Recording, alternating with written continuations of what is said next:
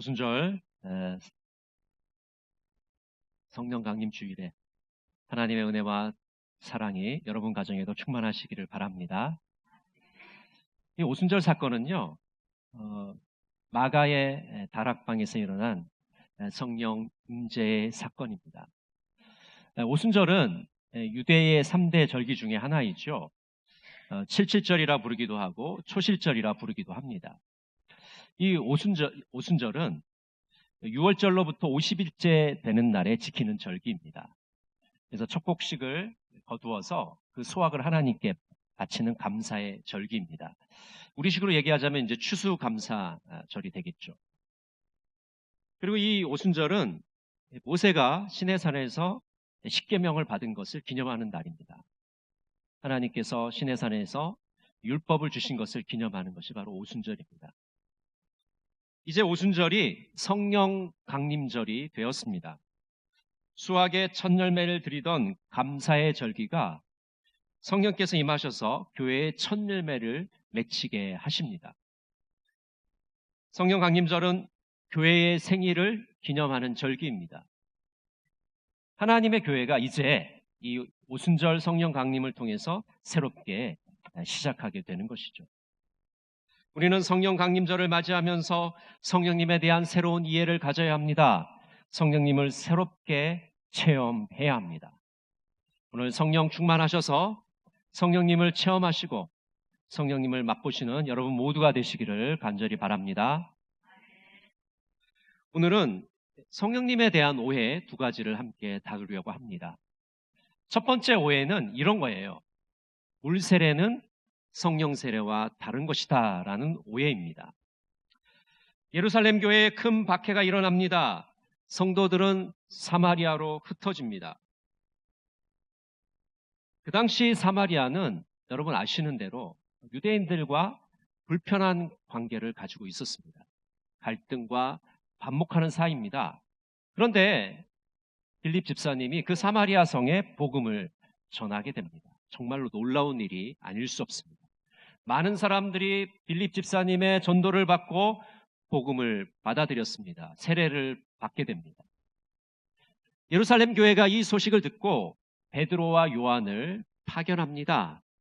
사마리아 사람들이 진정 예수를 믿는 사람이 되었는지, 그들이 진정 회심하였는지를 확인하기 위해서 사도 베드로와 요한을 보낸 것입니다. 그런데 가서 보니까 한 가지 문제점이 있더라고요. 뭐냐 하면 예수님의 이름으로 세례는 받았는데 성령을 받지 못한 것입니다. 그래서 두 사도가 안수하자 성령을 받게 됩니다. 오늘 본문은 아주 특별한 케이스를 다루고 있습니다. 일반적인 경우를 다루는 본문이 아닙니다. 우리 사도행전 2장 38절을 같이 한번 읽어볼까요? 베드로가 이르되 너희가 회개하여 각각 예수 그리스도의 이름으로 세례를 받고 죄사함을 받으라. 그리하면 성령의 선물을 받으리니. 일반적인 경우는 우리가 회심할 때, 회개하고 예수를 믿을 때 성령의 선물을 받게 됩니다. 그런데 오늘 본문은 그것과 약간 다른 모습을 우리에게 보여주고 있습니다. 오늘 본문에서는 믿고 세례를 받았는데도 성령을 받지 못해요. 왜 이런 일이 벌어졌을까요? 오늘 본문은 굉장히 해석하기가 까다로운 본문입니다. 그래서 학자들은 이렇게 생각합니다. 왜 성령의 베푸심이 지연됐을까? 예수를 믿는 즉시 성령님이 임하시게 되는데 왜 오늘 본문에서는 성령님을 받지 못한 것일까? 그것은 예루살렘 교회와 사마리아 교회가 하나 되게 하시려는 하나님의 계획이 이 속에 담겨 있다고 생각합니다. 그러니까 무엇이냐면 만약 베드로와 요한이 사마리아에 가지 않았다면 예루살렘 교회와 사마리아 교회는 전혀 다른 교회가 되었을 겁니다. 서로 연관이 없었을 겁니다. 그리스도 안에서 한 형제가 되지 못했을 겁니다. 그런데 성령의 베품이 지연됨으로 말미암아 예루살렘 교회의 사도들이 사마리아로 가게 되고 그리고 성령을 받음으로 예루살렘 교회와 사마리아 교회가 하나 되는 것을 경험하게 되는 것이죠. 그래서 오늘 본문은 아주 특별한 경우로 우리가 생각을 해야 되지 이걸 일반적인 경우로 생각하면 오해를 하게 됩니다. 보통 기독교 신앙의 입문을 할 때 우리 한 단계로 설명을 하죠. 아까 말씀드린 것처럼 회개하고 예수님을 믿고 세례를 받으면 성령을 선물로 받습니다. 그런데 어떤 교파들은 이것을 두 단계로 설명하는 교파들이 있어요. 두 그룹이 있는데요. 그걸 차례대로 말씀을 드리려고 합니다. 첫 번째 그룹은 카톨릭이에요. 카톨릭은 신앙의 입문을 두 단계로 설명합니다. 첫 번째 단계는 세례를 받는 겁니다. 우리가 영세를 받는다고 그러죠. 영세를 받는 거예요. 두 번째 단계는 뭐냐 하면 주교에게 견진 성사를 받는 겁니다.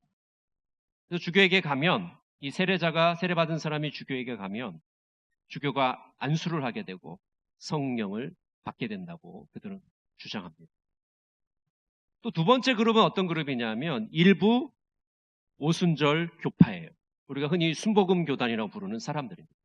모두는 그런 것은 아니고 한 부분이 그렇게 주장을 합니다. 이 사람들도 똑같이 이렇게 주장을 해요. 첫 번째 단계가 있는데 이것은 회심과 중생이다. 예수 그리스도를 믿고 세례를 받고 그리고 거듭나는 것이다 라고 말합니다. 여기까지는 우리가 똑같죠. 그런데 그 다음에 두 번째 단계가 있다고 설명을 해요. 바로 성령 세례입니다. 그래서 물 세례만 받아서는 되지는 않고 성령 세례를 받아야 권능을 받는다 이렇게 주장하고 있습니다. 이 두 그룹의 주장은 디테일은 틀리지만 크게 두 단계를 주장한다는 점에서 일치합니다. 그런데 대부분의 우리 기독교 교파들은 그렇게 믿지 않아요. 신앙의 입문을 한 단계로 설명합니다. 회개하고 예수님을 믿고 세례를 받으면 성령을 선물로 받는 것입니다. 물세례와 성령 세례를 구별하지 않습니다. 물세례가 성령 세례인 것이고 성령 세례가 물세례인 것입니다. 종교개혁자 깔병은 이렇게 이 본문을 해석했습니다.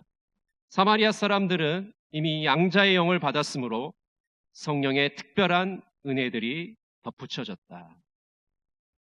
깔병은 오늘 본문을 설명하면서 이미 사마리아 사람들은 성령을 받았다.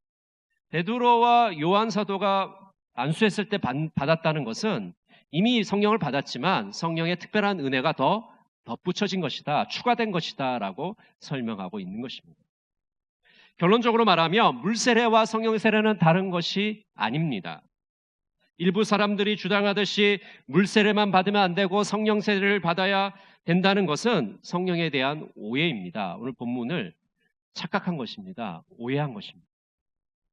오늘 본문은 아주 특별한 경우, 케이스를 다루는 것이기 때문에 이것을 일반화하면 성령님에 대해서 오해를 하게 되는 것입니다. 우리는 신앙 입문 초기에 회심과 중생을 경험하게 됩니다. 회심은 우리가 회개하고 예수 그리스도를 믿는 겁니다.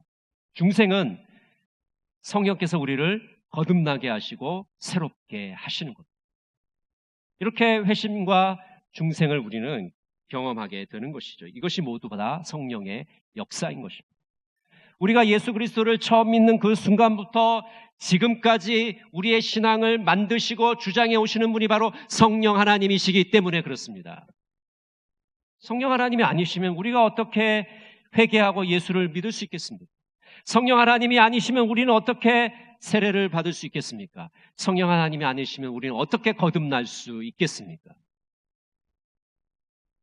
성령님이 아니시면 이런 모든 신앙적인 행위들은 불가능한 것입니다.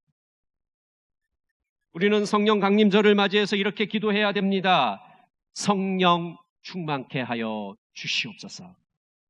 좀 따라해 보실까요? 성령 충만케 해 주시옵소서. 우리는 예수를 믿는 첫날부터 앞으로 계속해서 끊임없이 성령 충만함을 간구해야 됩니다.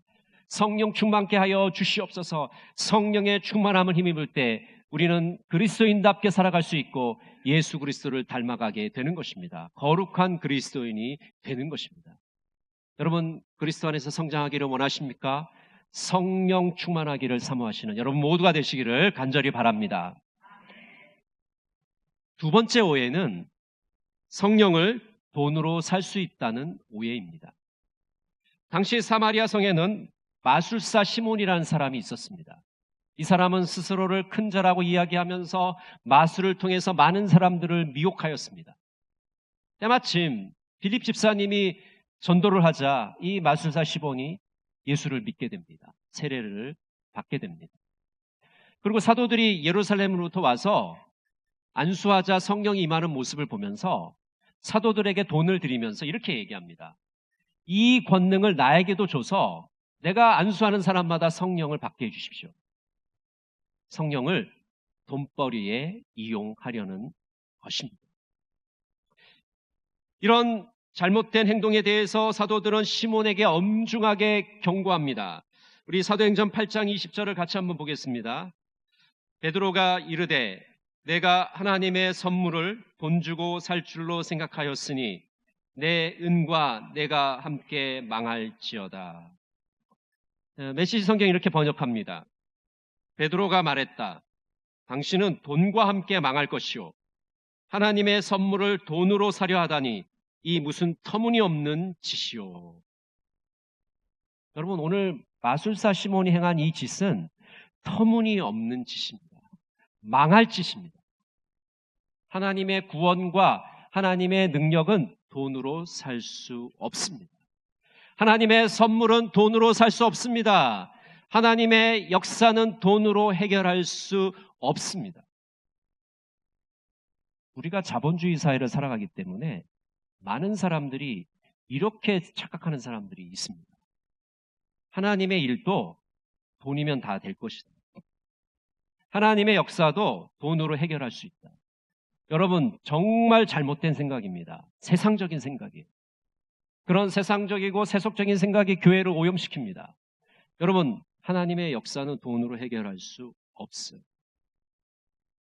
이것에 분명하게 우리가 확신을 가지고 있어야 됩니다.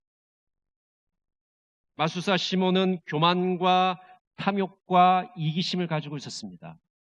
그리고 그것은 마술사 시몬을 멸망의 길로 인도했습니다. 올바르고 순수하지 못한 마음, 악독이 가득하고 불의에 매인 마음으로는 하나님께 나아갈 수가 없습니다. 성령의 선물을 돈으로 살 수 없듯이 성령의 역사도 사람이 만들 수 없습니다. 사람이 짜낼 수 없습니다. 저는 제가 잠깐 말씀드린 적이 있는데 제가 학생 때 춘천에 있는 기도원을 가게 됐어요. 그래서 이제 집회에 참석하게 됐는데 그 집회를 인도하던 강사님이 이렇게 얘기하는 거예요. 여러분, 방언 받고 싶죠? 이제부터 저를 따라하신 방언을 받을 수 있습니다. 룰루루루루루루루루루 1시간 동안 룰루루루루 했어요. 비대도 아닌데.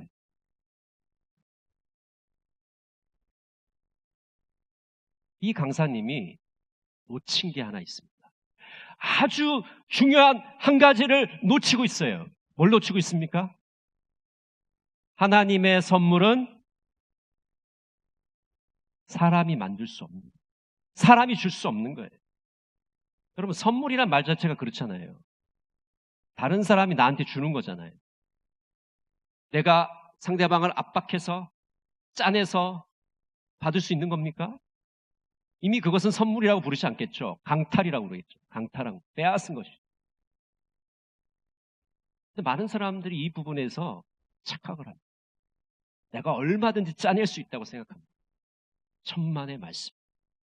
하나님의 선물은 하나님의 뜻과 하나님의 때와 하나님의 방법에 의해서 우리에게 선물로 주어지는 것이지 우리 마음대로 짜내서 받을 수 있는 것이 결코 아닙니다.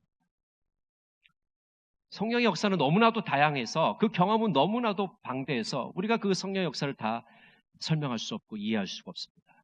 그래서 때로는 사람이 넘어지기도 하고 일어나기도 하고 병을 고침받기도 하고 여러 가지 역사들이 일어나게 되죠. 근데 문제는 뭐냐 하면 그런 성령의 역사들이 사람이 만들려고 하면 반드시 문제가 생기게 된다는 거예요. 여러분도 그런 경험이 있으시잖아요. 어떤 집회에 갔는데 강사가 성령 받으라 그러면서 넘어뜨리는 거 경험하셨죠? 근데 어떤 사람은 난 넘어지지도 않는데 옆에 사람이 넘어지니까 같이 넘어지는 거예요. 심지어는 와서 막 손으로 밀기도 해요. 안 넘어지니까. 여러분, 그런 게 무슨 성령의 역사입니까? 성령의 역사는 그렇지 않아요. 인위적으로 만들 수 있는 게 아니에요. 그런 선물은 자연스럽게 받아야지 선물 아니겠습니까?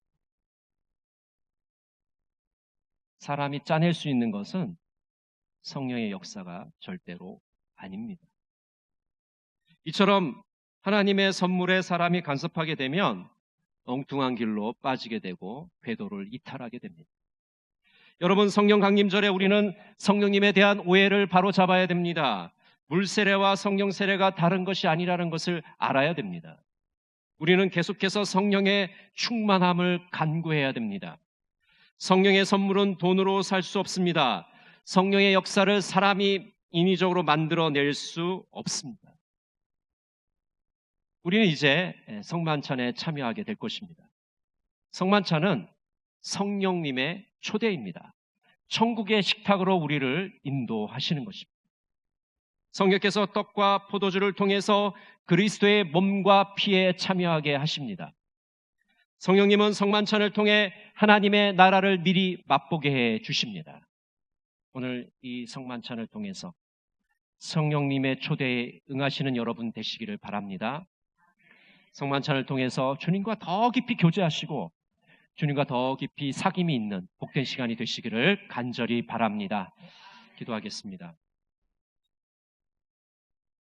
사랑의 하나님, 오순절 성령 강림절을 주시니 감사합니다. 성령님을 올바로 이해하게 하시고 늘 성령 충만케 하여 주시옵소서. 우리 안에 있는 교만과 탐욕을 물리쳐 주시옵소서. 하나님의 선물을 돈으로 살 수 있다는 헛된 생각을 내려놓게 하여 주시옵소서. 예수님의 이름으로 기도드립니다.